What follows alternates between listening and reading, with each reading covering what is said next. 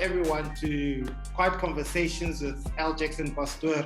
And today I've got a guest who is a mentor, a father, a friend, a big brother. He's almost everything, every aspect of my life. And I'm very, very blessed to have him on this platform today. I'd like to welcome Reverend Temba Mtambo, who used to be, I still believe he's my bishop, as much as he's no longer the bishop, but I still say he's my bishop. And so welcome, sir. How are you? Well, I'm fine. I'm fine. It's been cold these days, so we stay indoors mainly, but sometimes it feels warmer outside than indoors. But otherwise, I'm well. Yeah. I'm well.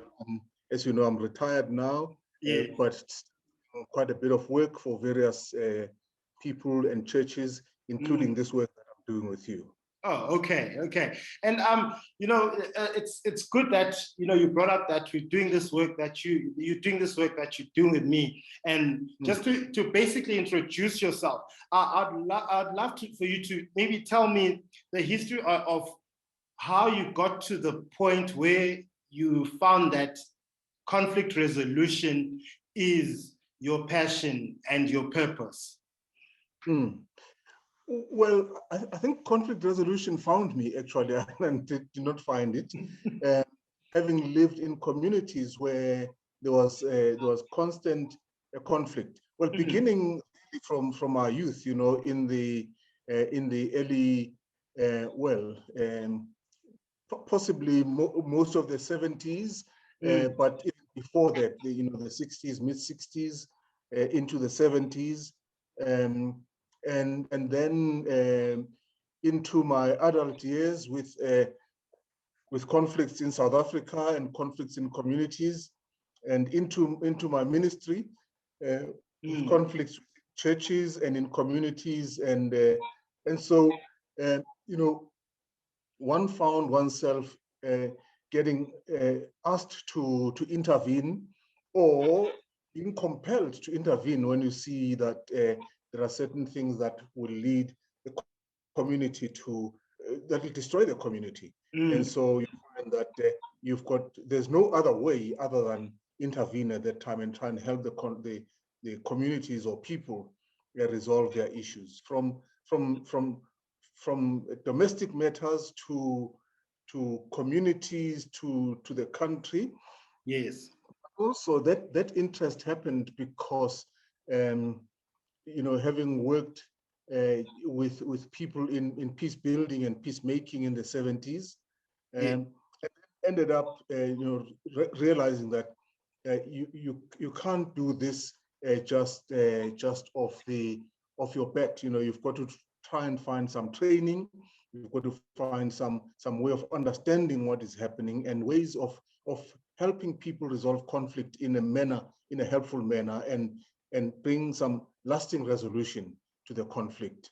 And we can talk later maybe about even reconciliation and restoration, all of those. But yeah, and then I took up, when I was in Cape Town, took up studies with the University of Cape Town. No, well, before that, let me say, got involved in Joburg with an organization called IMSA, the Independent Mediation Services of South Africa, of which my brother was the director.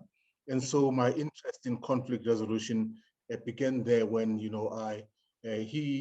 was involved with IMSA, and I had an interest with IMSA. It was not formal in many ways, but yes, that was the beginning of my interest and training. And then took up conflict studies at the University of the Western Cape. Part of my studies in ethics involved, understanding conflict, resolving conflict, transforming conflict, and also looking at particularly, we focused especially on the Truth and Reconciliation Commission, on how that commission had to deal with the aftermath of many years of conflict, of oppression, of destruction, of torture, of murder, and all of those things that seem to be part of South African life. So yeah, and so I ended up doing my postgraduate studies in conflict studies, which is a very general area of study. Yeah. Oh, okay, that's great. So just to begin the questions that I have for you in this conversation is, what is, maybe define to us what conflict resolution is?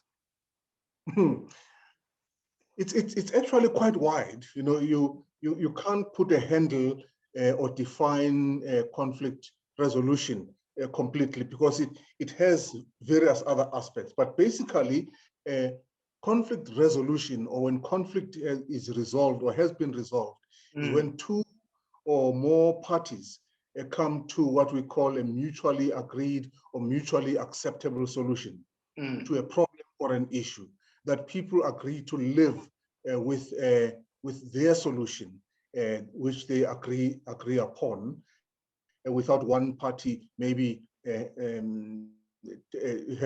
gaining more power or more strength from the other. So it really is when two parties come to a mutually agreed or acceptable solution to a problem.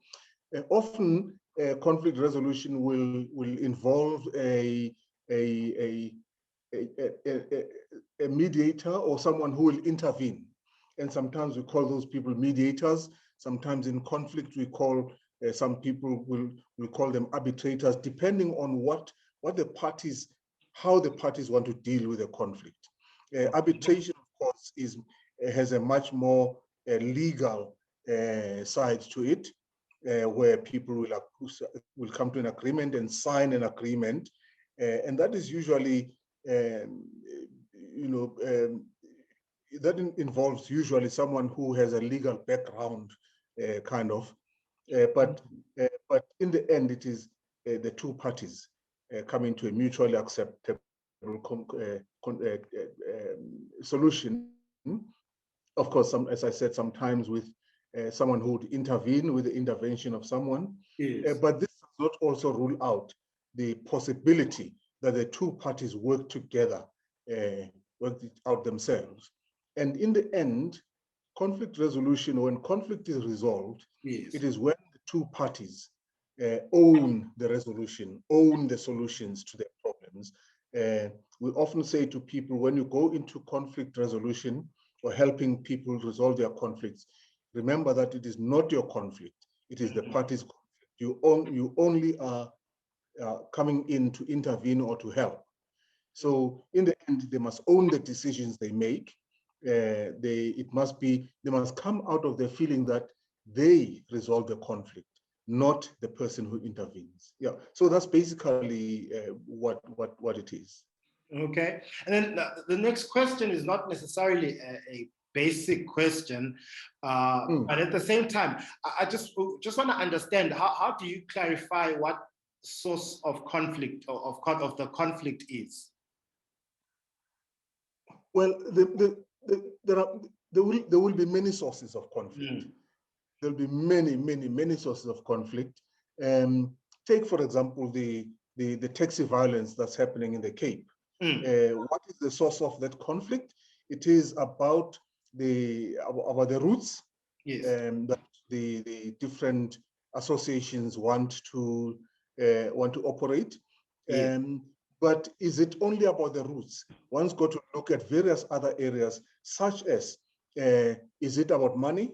Do people want to make more money and therefore remove those who may be a barrier or a stumbling block? What exactly is it? So there are different sources, many sources.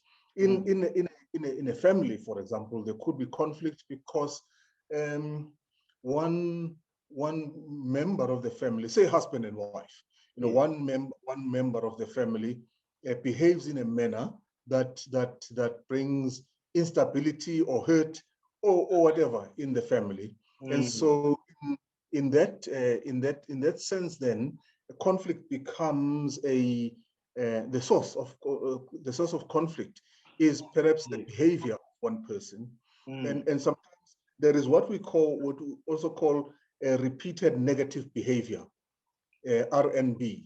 Now, repeated negative behavior is when a person behaves in the same unacceptable way over and over again, even when they are made aware of how their behavior affects other people. They will still behave that way, and that causes a great conflict, because the person does not seem to get out of that behavior, or the person does not want to get out of that behavior. So there are many sources of conflict. What else? Yeah.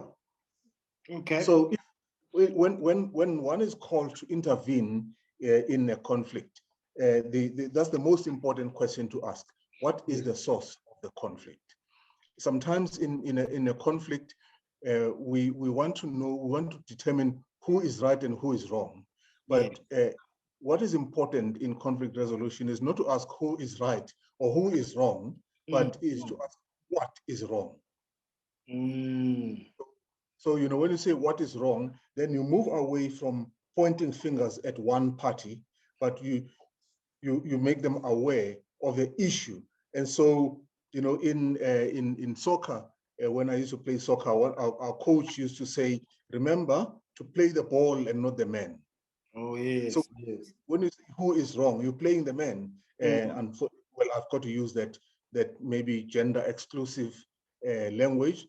But we also know that women play soccer, and sometimes play it very well. I was looking at the Brazil national women player, but you see, you play not the person, not the player, but you play the ball. Yes. And so it takes away a sense of blaming someone else, accusing someone else. And it also, when you do that, then it includes the other person. In conflict, very often in conflict, one or both parties might feel a bit guilty and might feel that they are the source of the conflict. They may deny it sometimes, but deep down they might feel that they are part of the conflict. And so when you ask who is wrong, then you'll be accusing the other person. And what they're going to do is to try and be defensive and not be involved. But when you say what is wrong, you're pointing to the issue that needs to be resolved. And that's often helpful because it includes everyone. And so even help the people to work together towards a sustainable conclusion and resolution. Yeah. Okay. So, there may be any number of sources. Some are very basic and some others are complex. In conflict resolution, we are reminded of what we call the VUCA principle. And the VUCA principle really is when you look at a situation and you try and analyze that situation, and you kind of ask the question, in that when you apply the VUCA principle, you kind of ask the question then, or you ask the question, you consider a number of things. And now VUCA is VUCA. Okay. So in any, you remember that the V stands for volatile. Okay. The U stands for unpredictable. Yes. And the VUCA principle really is one, it is volatile. Two, that it is unpredictable. Three, it is complex, and the last one is ambiguous. Okay. So volatile, uncertain or unpredictable, complex, and ambiguous. So there's nothing there that you can hold, and say, so that's what conflict brings, that kind of thing, that things become very volatile, and uncertain, definitely uncertain, and complex. In any conflict, there is a complexity that we've got to be aware of. There are no straight lines in conflict. Yes. It takes its own turns and branches in many different ways. Yeah. Yeah, so sources of conflict, there are many. It depends on the environment. It depends on getting the answer, what is wrong and not who is wrong. Okay, all right. Yeah. And then you've kind of basically answered the next question, which is what kind of strategies would you have in place to resolve conflict, such as factions in an organization, you know? Mm-hmm. Mm. Sure. Well, the one thing is the first thing that we need to do, I believe, and that I've applied that principle myself, is to identify the parties involved. Because in any conflict, there will be, sometimes I look at conflict as a number of concentric circles. If you draw a circle and maybe in the inner circle, you'll find the parties, the conflicting parties. There will be A and B are in conflict, and then the second circle, you'll find there what we call the supporters, people who support the parties in the conflict, and then the third circle would be the spectators, Okay. those who are looking on. Let me give you maybe a current, maybe not but a relevant example. It's, a soccer game, for example, is conflict, isn't it? Yes, yes. A soccer game you can describe as conflict, although it's probably pleasant conflict, because also that conflict is not all bad, put it that way, but that's a discussion for another day. Yes. But let's consider the current game that is coming on in South Africa, Orlando Pirates and Kaizer Chiefs. Yes, yes. When Orlando Pirates and Kaizer Chiefs are on the field, these are two parties who you might say who are in conflict. But on the grandstands, you have people wearing the regalia of each team. Yes. You'll have the black and white on the one side, and you have the black and gold on the other side. Now, those would be the supporters. And then there'll be those who have no interest in who wins and who loses, who just come in to watch. They may be supporters of other teams, or they may simply be people who, like the very last time Pirates and Chiefs played and we could go to the stadium, I took some of my American friends to watch. Yes. Now, they had no interest in who wins and who loses when we went to the stadium. They had no interest in who wins and who loses. And when they got to the stadium, they could choose, which side to support. And they chose that side probably because they looked at the players and think, oh, the players look fit and stronger than the others, or they looked at the colors, the jerseys, or whatever it is. Yes. But I can tell at the end of that game, those onlookers, those observers, ababukeli, when we left the match and went home, on our way home, some of them had already decided which team to support. Now, Pirates won on that day. Yes. And most of them decided they will be Orlando Pirates supporters. Why? Because that team won. Winner. So every time there's a conflict, you will find that the supporters will be there pushing their side, pushing their team, supporting their party vocally, loudly, but then there will be those who are just watching. But the purpose of each team there is to draw in, move people from being simply onlookers, or observers, to become supporters. In any conflict, then you've got to identify who are the main parties, who are the principal parties in this conflict. And those are the ones you've got to deal with. Because otherwise you might be dealing with people and actually dealing with a spectator, not interested in the conflict. So one is to identify the parties involved. Two, the second strategy would be to identify and isolate the issues. Yes. Once you've identified the issues, you isolate them in terms of the importance. And you can only really work out, and this comes with experience in dealing with conflict. It's not easy to isolate the important issues, but what is important is try to isolate those important issues. And very often when you are called to intervene, it's important to ask the parties what is wrong, what went wrong, what are the issues, and then maybe even write them down, put them down on a board or wherever where everybody can see, and see if you can work out the important issues.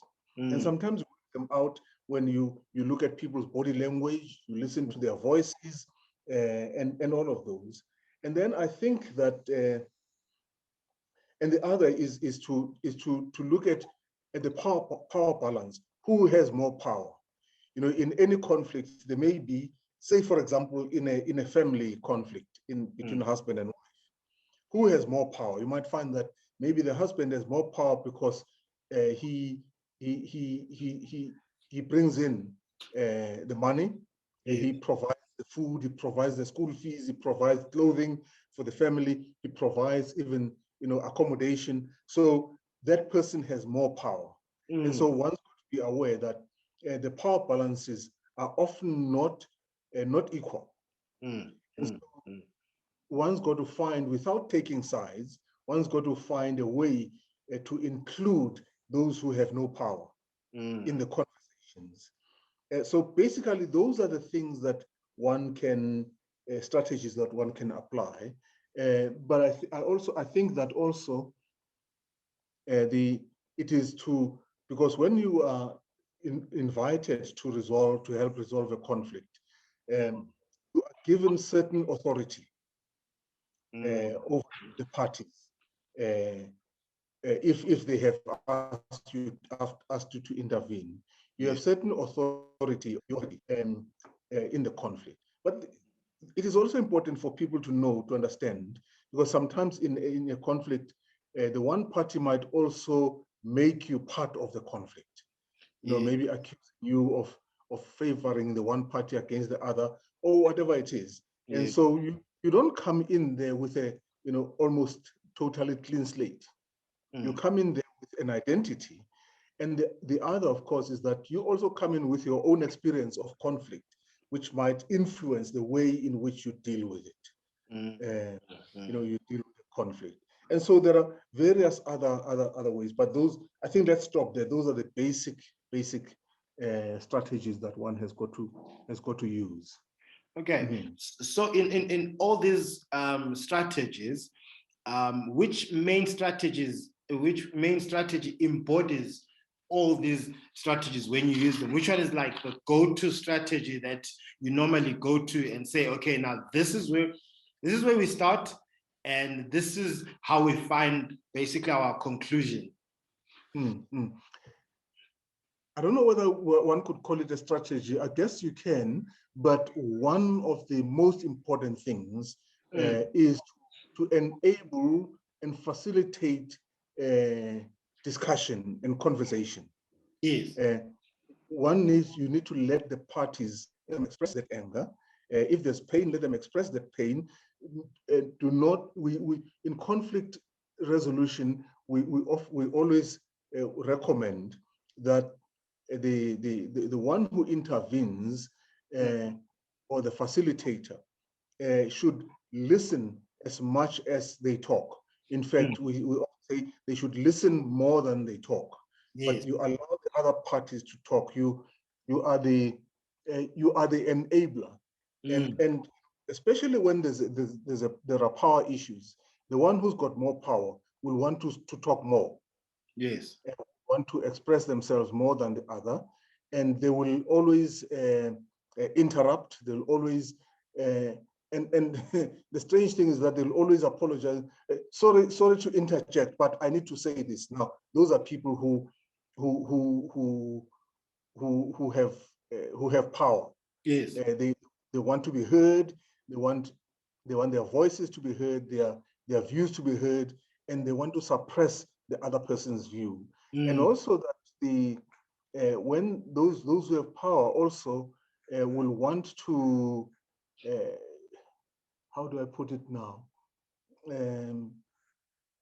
Yeah, they want to exercise their power not only over the person with whom they're in conflict. They Yes. want to exercise power even on the person who comes to intervene. They'll want to say to them, you may be the one who is the mediator or the Yes. you. And remember that in any conflict of people, we're in conflict every day of our lives Yes. with things in many different ways. So conflict is not something new. It might be that the issue is the issues are not the same as yesterday's conflict, but we've all have gone through conflict, and we have some experience of conflict, and sometimes have developed our own ways of either resolving the conflict or even making sure that resolution does not happen. Okay. Yeah. There are people who have an interest in the conflict continuing.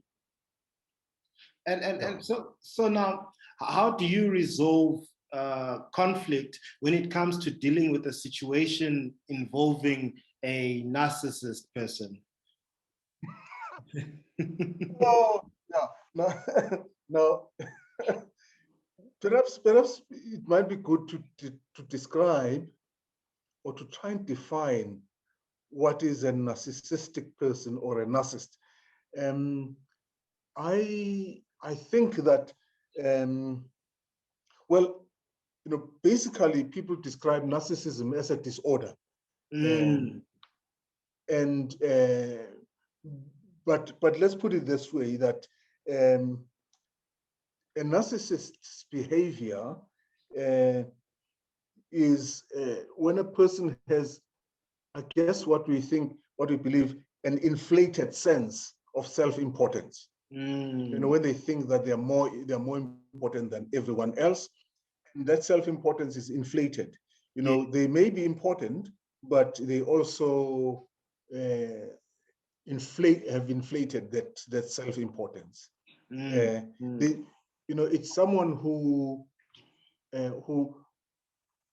would want not only to be recognized as an important person, but someone who would also want to tell people how important he or she is. Yes. The kind of, do you know who I am person. Yes. And I think these are people who think that the world revolves around them. That's true. It's a kind of me, myself, and I attitude. Now, it's very difficult to deal with people like that, and because all they want is to be regarded, to come out the winner. Yes. In a conflict, or their ideas accepted more than others. You can't change that person because it's a personality disorder, if you like. You can't change that person unless that person goes through therapy or psychological support. I think when you deal with a person like that, one, it is to be firm. Okay. To be firm and not to remind the person that I am in charge here. I am the one I've come to help you here. And even if you say, I've come to help you continue with your self-importance, but you will be more important if you resolve this conflict. And so it's a very difficult one, I have to say. But be firm, not be afraid to take a stand, maybe not so much confrontational, but to speak the truth to that person. And but the one rule is with a narcissistic person is never to put them down. Okay. Never to put them down, never to make them feel that they are not important. You've got to give them the opportunity to speak, but when they've spoken, acknowledge their ideas, acknowledge their thoughts, acknowledge what they've said, but also to continue to bring in other people and make the other people important in Yes. that. Yeah, yeah. Okay. But it's difficult to deal with someone who thinks they're more important, or what do they say? They're the best thing that ever happened to the world since sliced bread, kind of thing. Yes. The eighth wonder of the world. Yes, yes, yes, yeah. And Yes. as I say, the kind of me, myself, and I type person. I'd like to take this route, take us through a different route in this conversation and look at apartheid as an example. I'd like us to look at, these people that, we've experienced apartheid before, and we're experiencing today's life. And looking at that, there's people who haven't really resolved their issues from apartheid, and there's people who still who have resolved those issues. But now my question is, there is still a lot of conflict with people, regarding people looking at what happened in the past and people looking at what's happening today. Now, how do we use conflict resolution in a situation where we're looking at apartheid and the things that have happened in apartheid? Yeah, well, I don't know. Sometimes I wonder whether those people are still in conflict. I think a lot of people are still have been hurt by apartheid. A lot of people have been broken by apartheid, and so that continues into our lives today. When sometimes when people still carry the scars and the pain, and there are triggers to that pain and to those scars. People, there are experiences that trigger that pain and take them back, and that is what sometimes causes conflict, mistrust, hatred, and whatever it is, from all sides, but mainly I think that Black people. I'll tell you, on Saturday, I was driving through the town of Brits. Now, the town of Brits was known for its very deep apartheid. And so, these two clearly Afrikaner farmer kind type people, in their Toyota double cab and very khaki shorts, very short khaki shorts and socks just below the knee, and their boots and all of that. They stopped. We stopped at a shop. Just as I parked, they also parked alongside me and got out of the car. And I think I was taken back to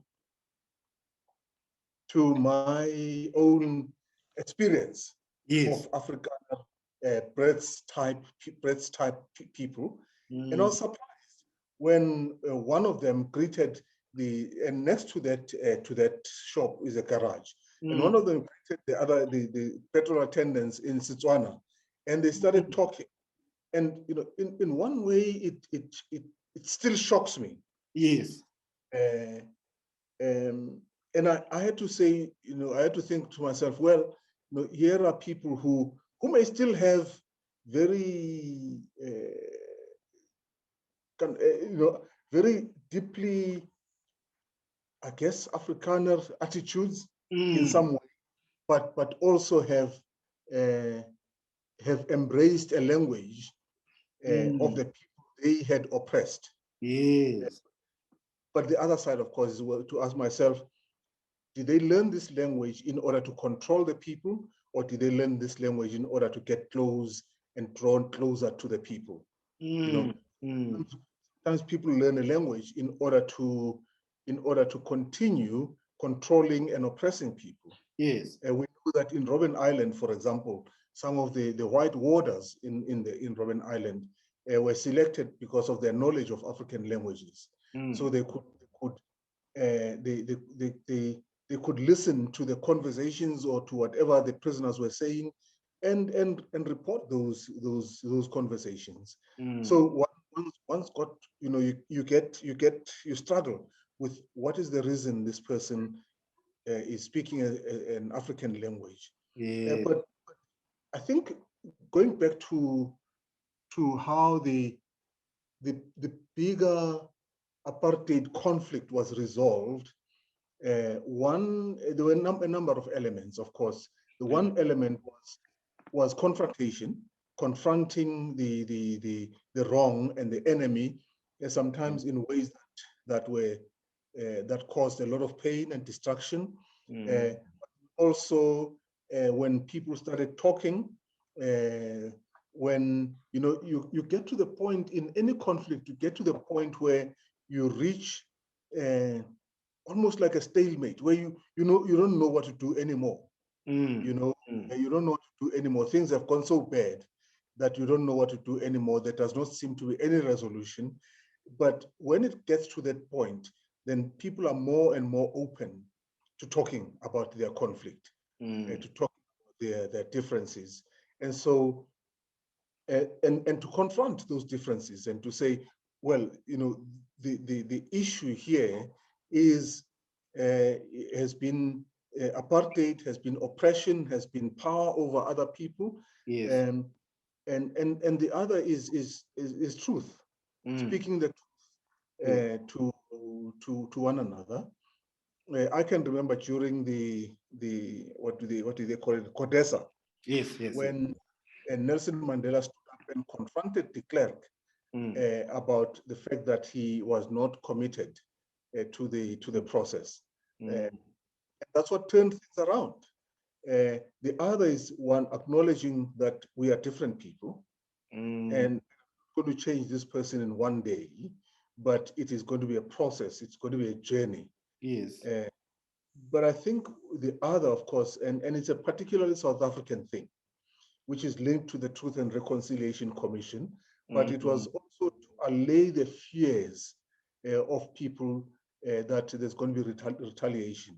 When I was seconded by the church to the IEC, the first IEC, and I was responsible for conflict resolution in what then was called the Western Transvaal. Yes. In those towns out there, from Krugersdorp all the way to the west, yes. The shops were almost empty. You could find a packet of rice or samp or tinned food. Tinned food was very scarce because people had bought and stockpiled that food. I still don't know what happened to that food because I never saw anybody coming out and say, "Here's the food I stockpiled. I need to give it away." Yeah.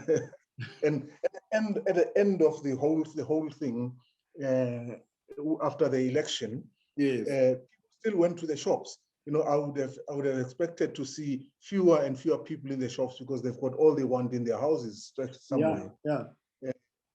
But when people were made aware that there will not be retaliation, they were more open to talk and open to maybe in some way reluctant, but yeah, there was an openness to having conversations and to listen to the other side. Yeah. So, but you're right. The scars are still there. The conflicts that arise out of the apartheid past, the mistrust is still there. There are things that trigger our feelings, again and again. So it's going to be a process. It's a process. It's a journey, and one hopes that it will come to a point where we no longer, our relationship is different races in South Africa will not be determined by our past experience, but by our present and current experience. But for now, there are some relationships that are determined by our past experiences. For example, we'll look at what's happening in KZN, in Phoenix, where people have been killed, and now there's talk about the Zulus and the Indians. So that relationship is going to be again nursed and guided back to health. What has happened now, where it is alleged that Indian people are the ones who killed the black people. Yes, yes. Maybe it's because of some other festering issues that were kind of boiling or simmering underneath, and we were not aware of them all along. And Yes. suddenly there was a reason now to express that anger, because we cannot ignore the fact that in KZN, for example, there have been tensions between Indian people and Zulu people. Yes. There have been tensions, and you hear it from the jokes people make about one another. You hear it from the attitudes that and the conversations people hold together. So yeah, maybe there were other underlying issues there. Okay. Mm. And Yeah. just to maybe give it maybe as a follow-up question in a sense, to say what is then the difference between how would you then say what is the difference between conflict resolution and restorative peace? Yeah, well, I could say conflict resolution deals with the problem. Restorative peace is the work that has to be done after the conflict has been resolved. So you deal with the, well, it's winter now. A lot of people have fireplaces, don't they? Yes. So I would say that the problem or the issue might be the fire, but when the fire has been put out, then the work that needs to be done is work towards restorative peace. You know, the current looting in South Africa in KZN and Gauteng, the problem there, well, we know that the problem was deeper and bigger than what we thought. Yes. But the problem was looting. Say, for example, the problem was looting and destruction of malls and shops and businesses, and you know, we sat watching from a distance. Yes. And kind of said, why don't the police intervene? Why doesn't the army come in? And many of us were quite relieved when we saw the army come in. Yes, yes. But I guess, you know, the presence of police and the army in certain areas then dealt with the problem, the looting.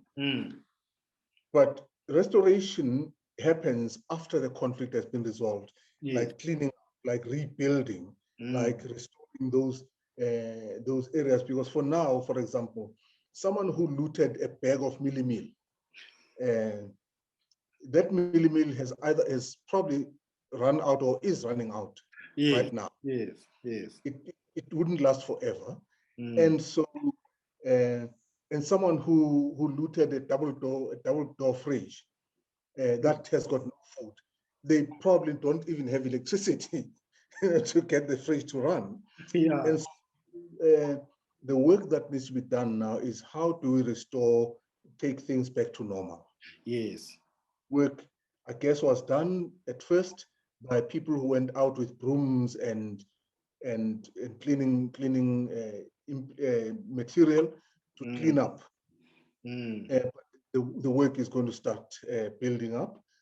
I don't know whether we've now opened another way in which people could express their anger and their protest.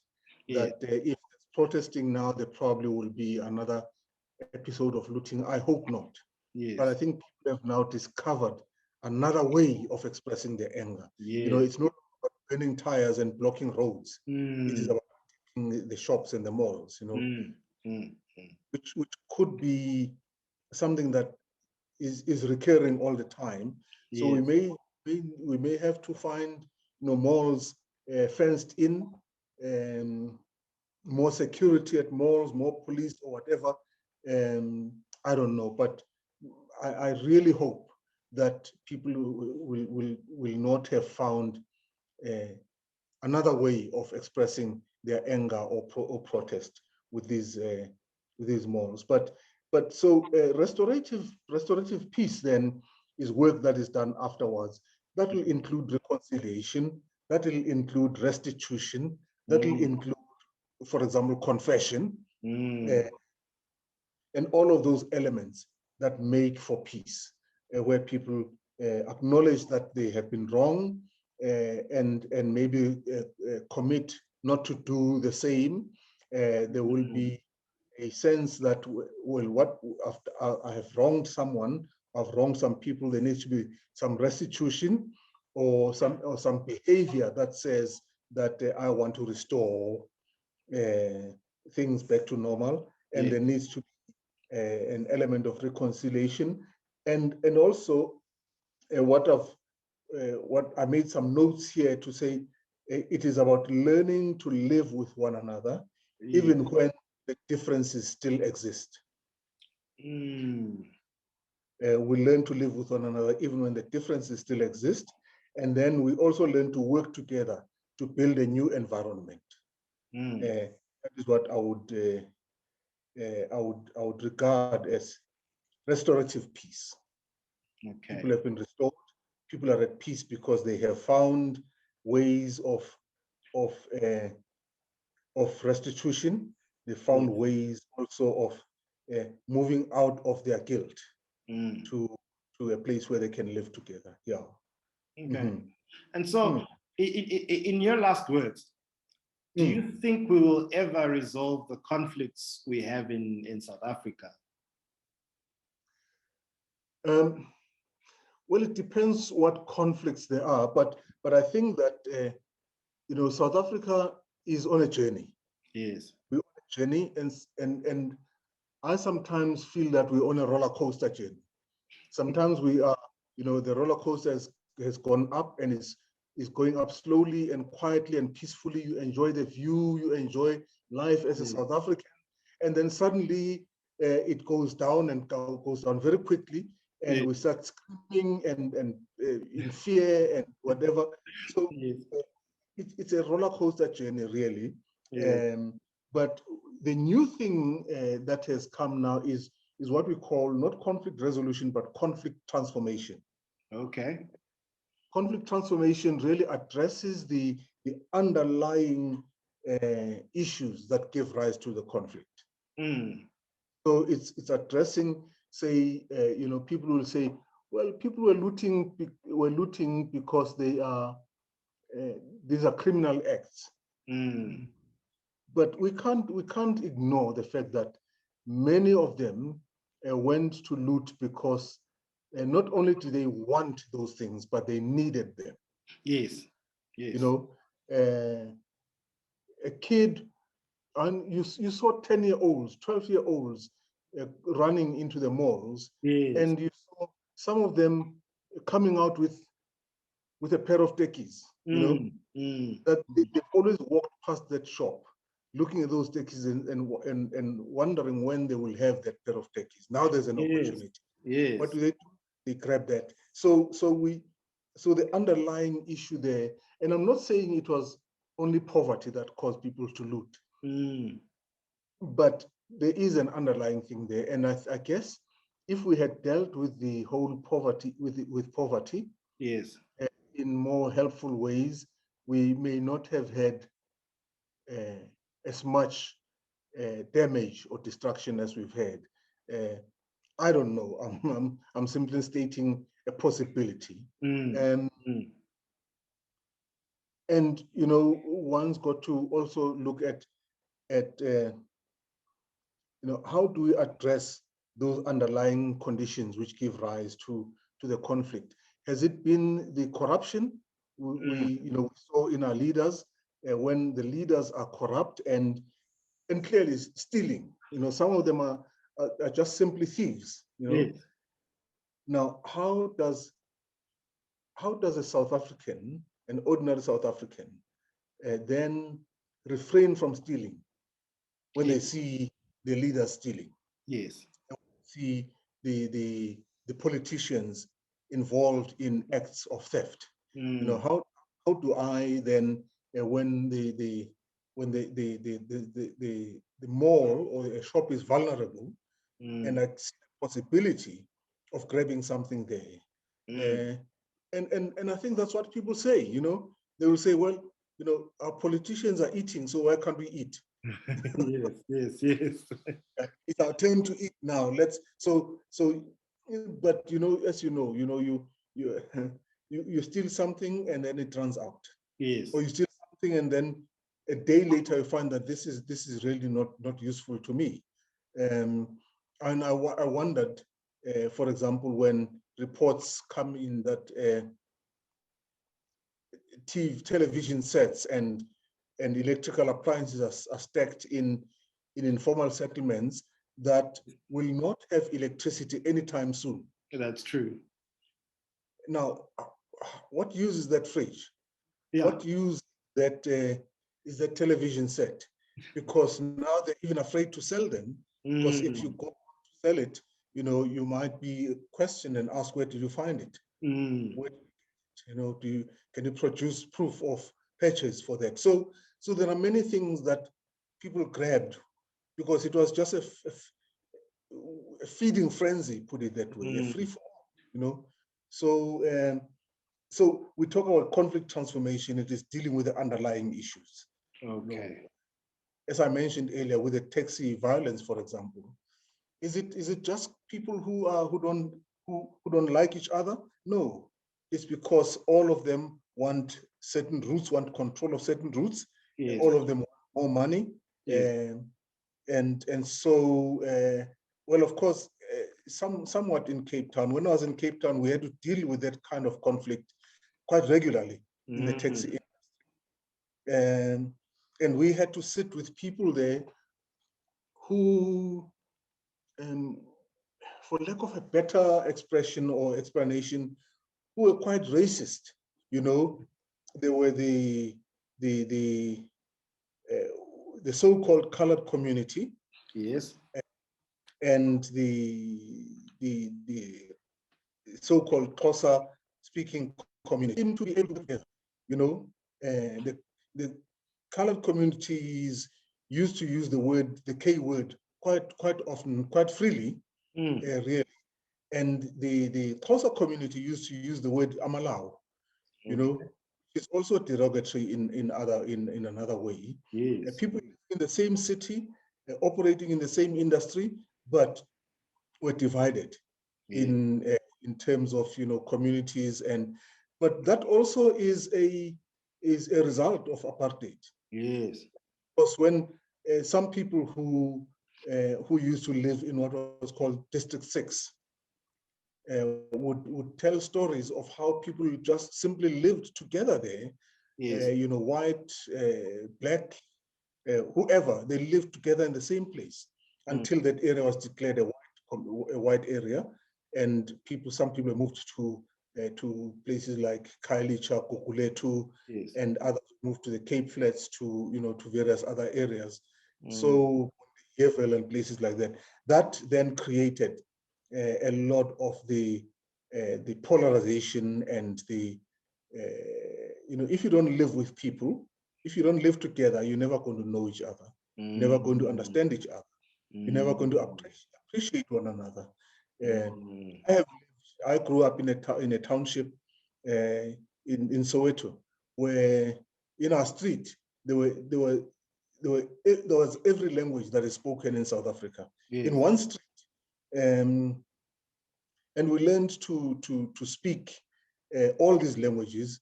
We understood each other. We understood customs and practices, and there was never any mistrust or anything. There was never pointing someone to say, oh, that one is a Zulu, that one is a Xhosa, that one is a Mosotho.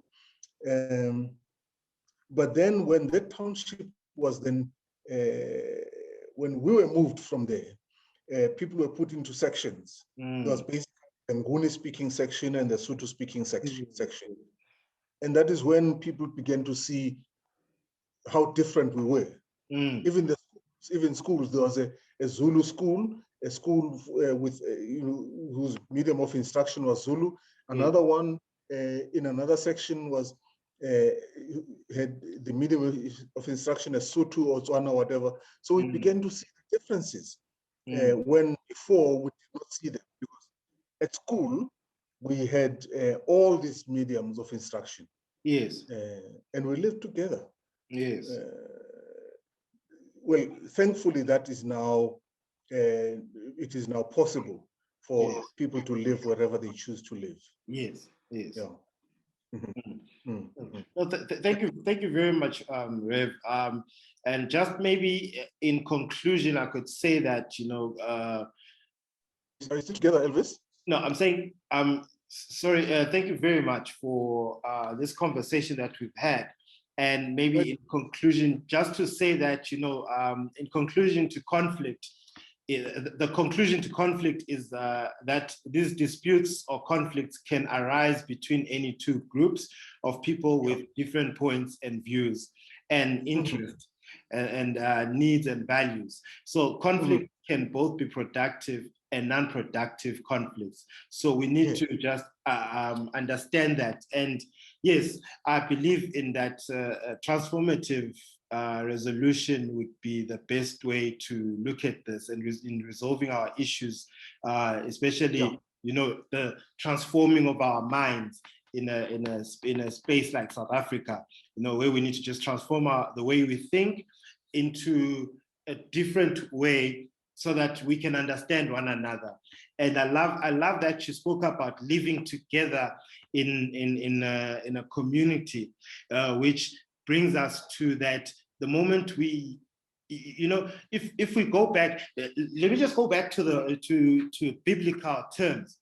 You know, if we go back to the Bible, we see that when Jesus met the Samaritan woman, they met at the well, and they spoke about the water, you know, which was more like a center of the conversation.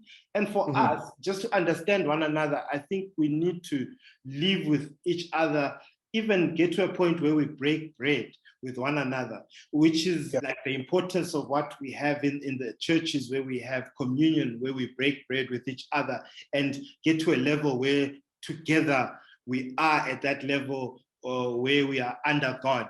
And for us as people as well, I think we need to get to that point where we live with each other and break bread with each other and say, okay, let's understand each other. Where are we going with this? Where can we take ourselves from here to there? And have everything in a peaceful manner. And yes, we should have more of these conversations some other time as well. And, you know, just to get people to learn and teach each other, just to change our mindset. And thank you very much for joining us in this conversation, Rev. Yeah, but I think one last word, you mentioned communion. You know, at the communion table, in the years of my ministry, I have always seen the communion table or the communion rail as the level, because we all come down with one mind and receive the gifts that God provides us, the of the communion elements, the body and blood of Jesus. And for me, the greatest picture is to see in a church, people coming down, and I've had in my congregation judges of the highest court of the country. I've had in my congregation prominent business people, and I've had ordinary domestic workers, all coming down to kneel at the same place. And to see that picture of people at the same level, and it doesn't matter who. It's not about who came first and who receives first. It's about we all receiving this gift, the means of grace together, and that level and we all receive the same piece of bread or wafer and the same amount of juice or wine, and nobody gets extra. Yes, that's true. That's so true. Yeah, but I think in conclusion, I just would recommend people to read Isaiah chapter 2. Isaiah chapter 2, verses 2 to 5. And I think for me, the most important picture there is people going up to the mountain of the Lord to learn how to live and to be taught a new way of living. And then they return from the mountain having learned a new way of living. And then the verses that I the verse that really speaks to me is that when they return, they beat their swords into plowshares and their spears into pruning hooks. A sword is meant to destroy and to kill. Yes. Plowshare is meant to plow the land and provide food. A spear is meant to stab and to kill. Yes. But when it's turned into pruning hooks, you prune the trees in order that the trees should produce more. So I've said, it's people turning instruments of destruction into implements of construction. It's only when we discover God's will for all of us that we are able to live together. Yeah, but so thank you for your invite, Elvis. I really enjoyed this conversation, and hopefully we'll have some more conversations later another time. Yes, no, thank you very much, Rev Ntambo. And yes, thank you everyone for joining us. And we'll have more conversations like this with other people as well. And yeah, be blessed and enjoy the rest of the week. Thank you. Thank you.